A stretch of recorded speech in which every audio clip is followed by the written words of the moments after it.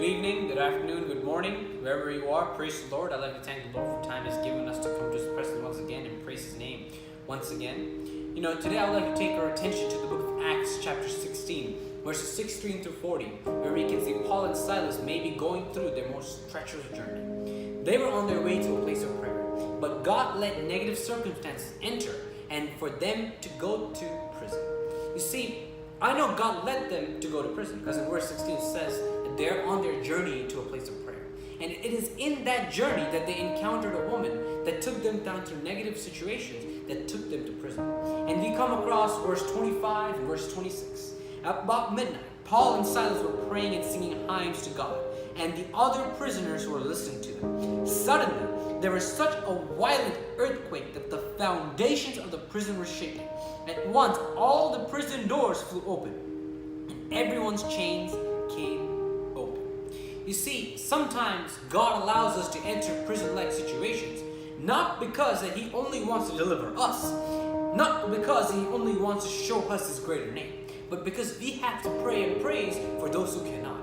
See, God lets us enter prison situations, not so that only our chains can break open, but so that the foundations can shake and everyone's chains can break open. Because after all, we are the children of God, and our service here to Him is that we are representing His kingdom.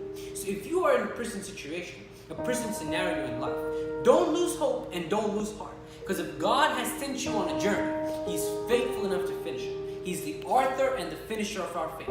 So even in this journey of prison that you may be experiencing, it may be a relational, it may be a situational, it may be a circumstantial, it may be financial, whatever prison it may be, know that God will take you through it and He will make sure to deliver you at the end of it because He is the God you can have faith on. So even if you're in prison, make sure your faith is out on display.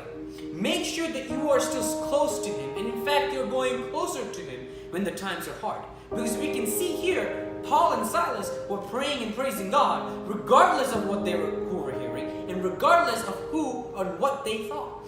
So if you're in a prison situation, don't let your logic deny you from going into God closer and more deeper than you've ever become. You see, verses 22 we can see the crowd joined in the attack against Paul and Silas. So they were having a public humiliation. They were having a public beating. If God allows you to enter a publicly humiliating scenario or situation, you will have a verse 38 through 40. Now what's verse 38 through 40?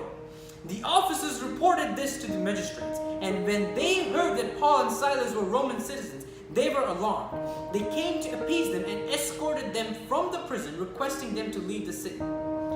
See, if God is allowing you to be humiliated publicly, He will make sure to honor you publicly because you stood strong in your faith. So if your journey of faith humiliates you publicly, that does not mean to back off your faith. It means to be closer to Him. Go closer to Him because at the right time He will deliver you. See, God's timing is everything. Because at the right time, God made sure that everyone else knew that Paul and Silas were Roman citizens. See, God sometimes can hide a particular few details so that at the right time He can deliver you, and it's the God-allowed time so that others can see and that your work for God has been done. You see, in this painful journey for Paul and Silas, not only did they experience God at a whole new level, but they also were able to do service for others who were in prison.